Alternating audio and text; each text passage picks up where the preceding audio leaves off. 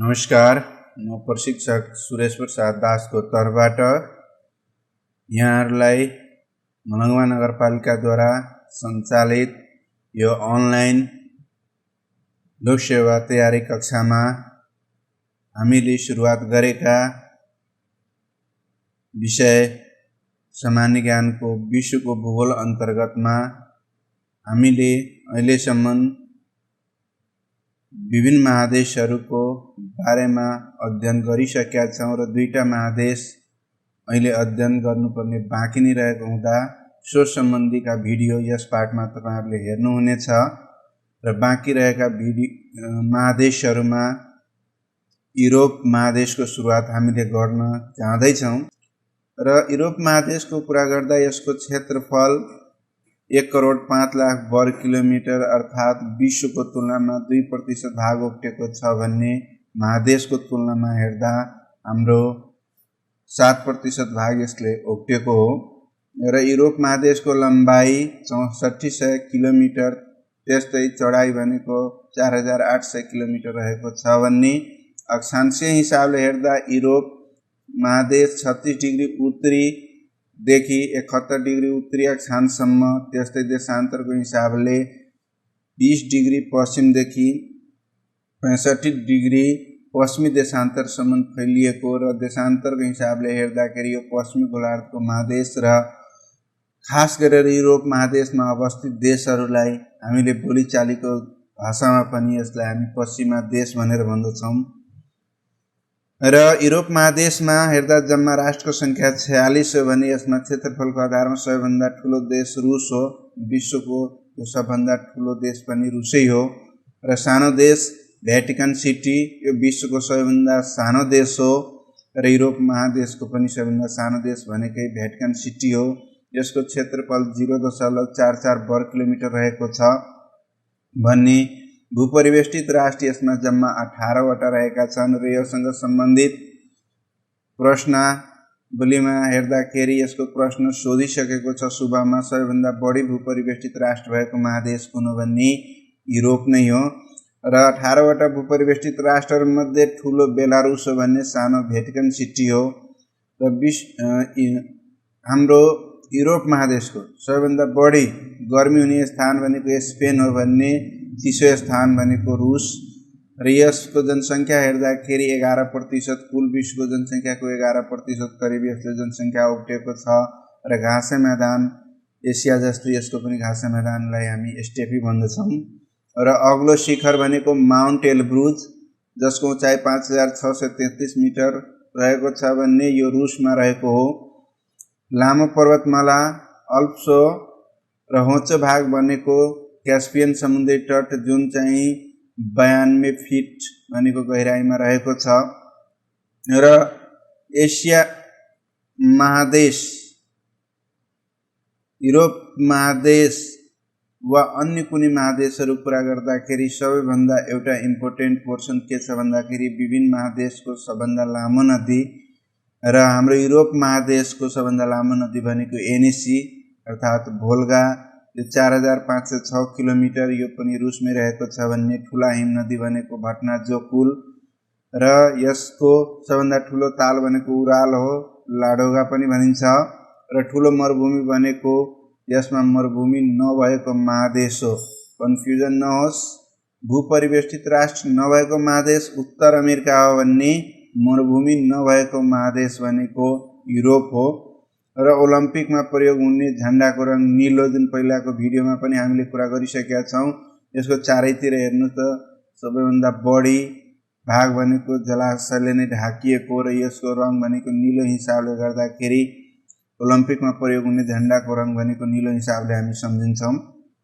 यसको चौहद्दी हेर्दा पूर्वमा एसिया महादेश, पश्चिममा आन्ध्र महासागर, उत्तरमा सुमेरु महासागर छन् भन्ने दक्षिणमा भूमध्य सागर रहेका छन्।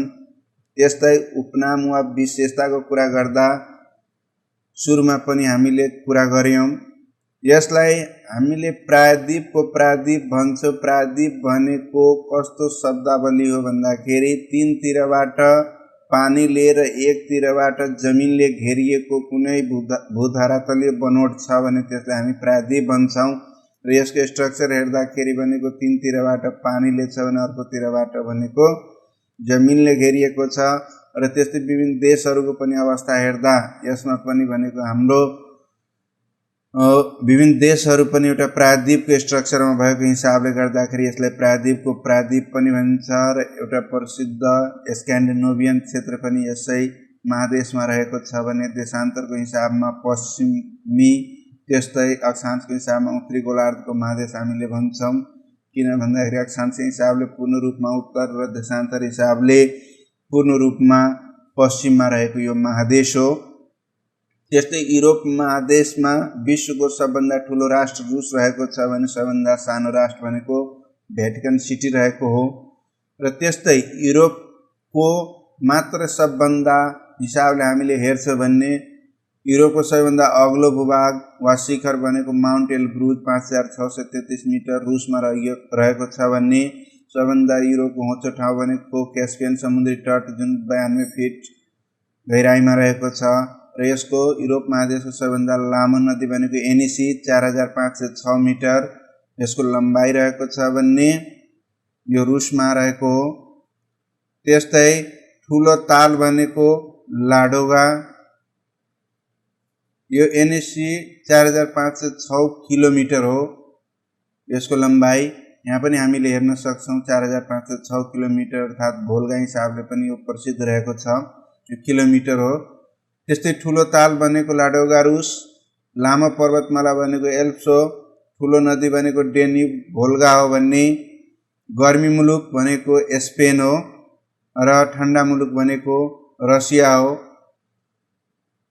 त्यस्तै हामीले अस्ट्रेलिया महादेशको कुरा गर्दाखेरि यसको ग्लोबमा हेर्दा हेर्नुस् त यहाँनिर भनेको एउटै सेरोफेरोमा रहेको महादेश हो र यसको हामीले क्षेत्रफल हेर्दा 76,82,000 अर्थात् क्षेत्रफलको आधारमा सबैभन्दा सानो महादेश भनेको अस्ट्रेलिया हो र विश्वको तुलनामा यसले ओगटेको प्रतिशत 1.8% रहेको छ भने महादेशको तुलनामा 5.8% रहेको छ र यसको लम्बाइ 3900 किलोमिटर त्यस्तै चढाइ भनेको 3150 किलोमिटर हो। अक्षांशीय हिसाबले 10 डिग्री दक्षिणदेखि 40 डिग्री दक्षिणी अक्षांश अर्थात् अक्षांशीय हिसाबले अस्ट्रेलिया महादेश दक्षिणी गोलार्धको महादेश हो भन्ने। देशान्तरको हिसाबले हामीले हेर्दाखेरि 114 डिग्री पूर्वदेखि 153 डिग्री पूर्वी देशान्तरसम्म फैलिएको हुनाले देशान्तरको हिसाबले यो पूर्वी गोलार्धको महादेश रहेको छ र यसमा जम्मा राष्ट्र हेर्दाखेरि राजनीतिक हिसाबले एउटा मात्रै भए तापनि भौगोलिक हिसाबले यसमा 13वटा देशहरू रहेका छन्।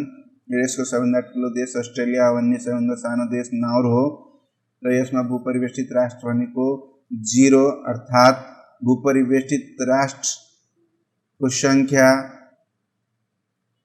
युरोपमा पनि अस्ट्रेलियामा पनि 0 छ र उत्तर अमेरिकामा पनि यसको 0 नै रहेको छ र जनसङ्ख्या हेर्दा 0.4% कुल विश्वको जनसङ्ख्याको।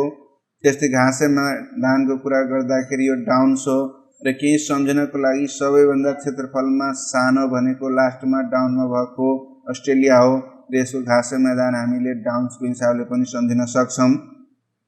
त्यस्तै अग्लो शिखर भने कोस्क्यू उसको 2443 मिटर अर्थात् न्यू साउथ वेल्समा रहेको छ।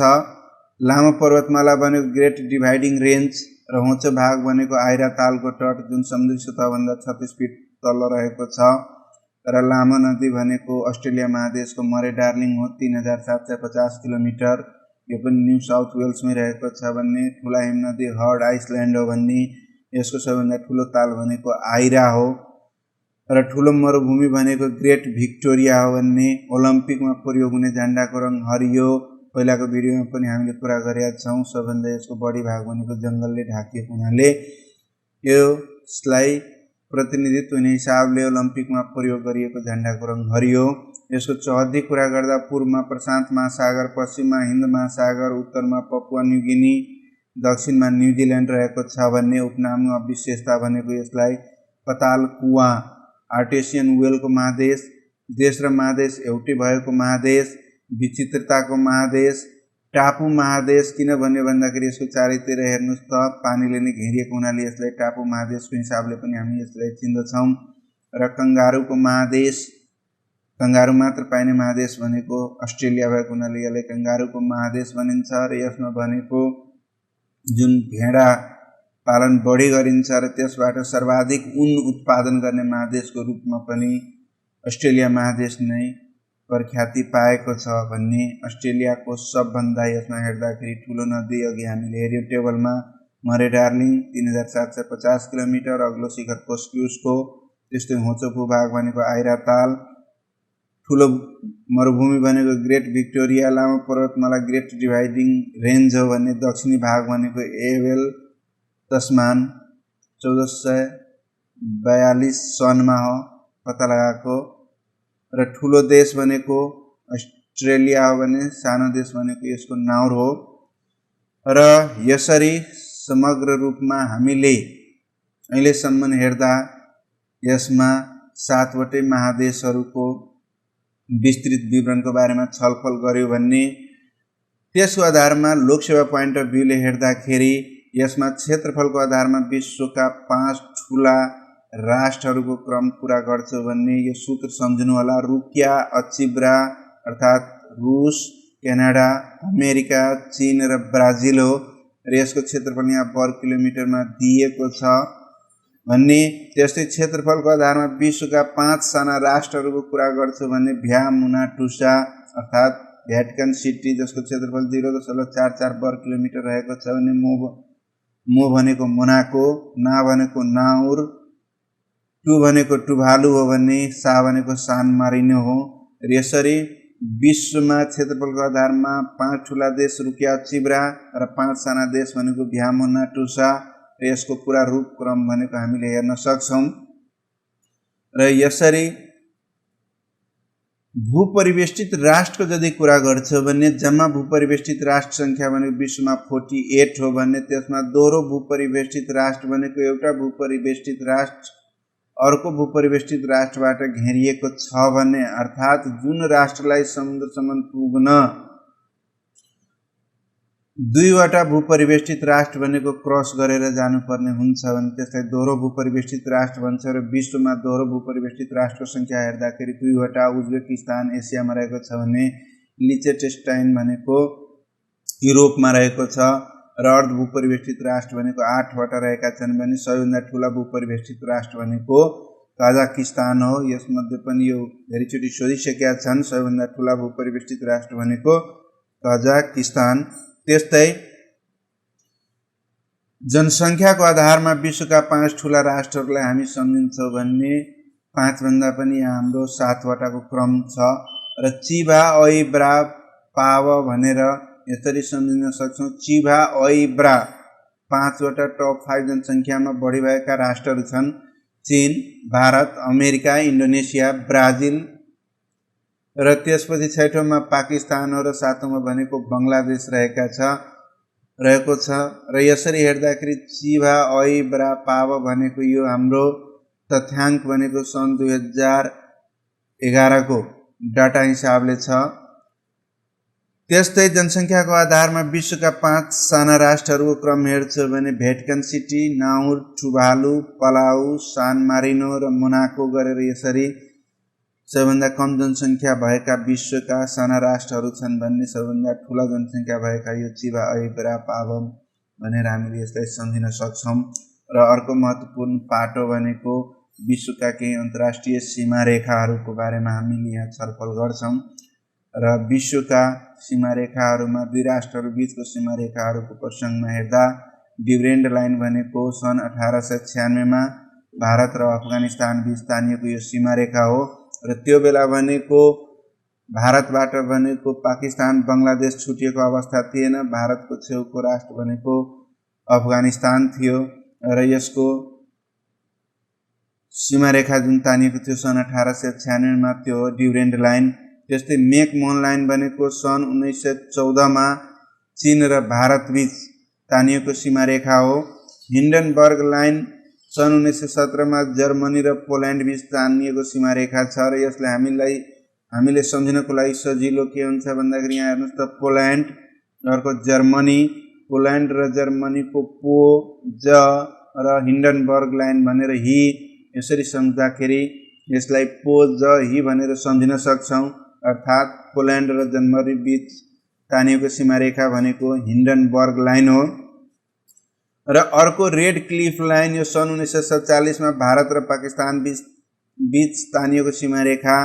र यसमा सम्झनाको लागि भनेको हामीले के हेर्न सक्छौँ भन्दाखेरि विश्व परिवेशमा भारत र पाकिस्तान भनेको एउटा सबैभन्दा विश्व परिवेशमा भनेको यो ठुलो दुश्मनको रूपमा ख्याति प्राप्त दुईटा राष्ट्रहरू छन्। र भारत र पाकिस्तानको रेड भन्ने बित्तिकै रेड क्लिफ भनेको भारत र पाकिस्तानको हिसाबले हेर्दाखेरि त्यसको विवादको कारणले गर्दाखेरि यो सम्झनालाई सजिलो होस् भनेर तपाईहरुले शेयर गरे रेड क्लिफ लाइन। त्यस्तै ceasefire line, ceasefire लाइनमै हामीले हेर्छौँ भने सी, ज भनेको जर्मनी, फ्र भनेको फ्रान्स, त्यसरी पनि सम्झिन सक्छौँ। सी भनेको सीज फ्रेड लाइन, अर्थात् सी पछि ज भनेको जर्मनी, फ्र भनेको फ्रान्स हो र जर्मनी र फ्रान्स बीच तानिएको सीमा रेखा भनेको सीज फ्रेड लाइन हो। त्यस्तै मृत्यु रेखा, अमेरिकाको अगाडि लिबिया भनेको मरेतुल्य राष्ट्र हो र त्यही हिसाबले हेर्दाखेरि अमेरिका र लिबिया बीच तानिएको सीमा रेखा भनेको मृत्यु रेखा। र 38 प्यारलेल, 38 प्यारलेल भनेको उत्तर र दक्षिण कोरिया बीच तानिएको सीमा रेखा हो।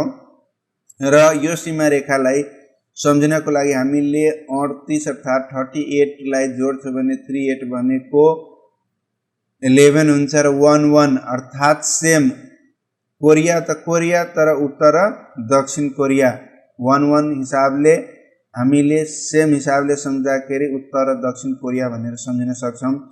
त्यस्तै 49 प्यारलेलमा भनेको हामीले यहाँ 4 भनेको 2 को स्क्वायर, 9 भनेको 3 को स्क्वायर, त्यसरी सम्झ्दाखेरि 2 र 3 र यहाँनिर हामी क्षेत्रफलमा हेर्दाखेरि दोस्रोमा क्यानाडा, तेस्रोमा भनेको अमेरिका, दोस्रोको स्क्वायर तेस्रोको स्क्वायर भनेको 4, 9 भनेको 49 र क्यानाडा र अमेरिका, यसरी हेर्दाखेरि 49 प्यारलेल भने क्यानाडा र अमेरिका बीचमा स्थापित सीमा रेखा छन् भन्ने। 24 प्यारलेल भनेको भारत र पाकिस्तान बीच तानिएको सीमा रेखा हो र रेड क्लिफ पनि भारत र पाकिस्तान बीचको सीमा रेखा हो, तर यो 1947 मा तानिएको थियो भन्ने। 17 प्यारलेल उत्तरी र दक्षिणी भियतनाम बीच तानिएका सीमा रेखा छन् र मेजिनेट लाइन भनेको फ्रान्सले स्विट्जरल्यान्ड र बेल्जियमसम्म बनाएको एउटा किला छ। त्यस्तै अर्डर निसे लाइन भनेको पोल्यान्ड र पूर्वी जर्मनी बीच स्थापित सीमा रेखा छन् र मेन रेहम लाइन भनेको रुस र फिनल्यान्ड बीच तानिएको सीमा रेखा हो भने युरेसिया भनेको नेपाल र एसियाको बीचको भाग छन् भन्ने। 10 गजा भनेको नेपाल र भारत बीच सीमामा स्थापित सीमा रेखाको रूपमा भनेको हामीले 10 गजालाई लिन सक्छौँ। र यो लोकसेवा हिसाबले धेरै महत्त्वपूर्ण एउटा पाटो छ र तपाईहरुले यसलाई रफ गरी भनेको अध्ययन गर्न सक्नु हुनेछ भन्ने आशा लिएको छु। र यसपछिका अरु भिडियोहरू भनेको हामी महासागरसँग सम्बन्धित अर्को भिडियोमा लिएर आउने छौँ। हस्त, धन्यवाद।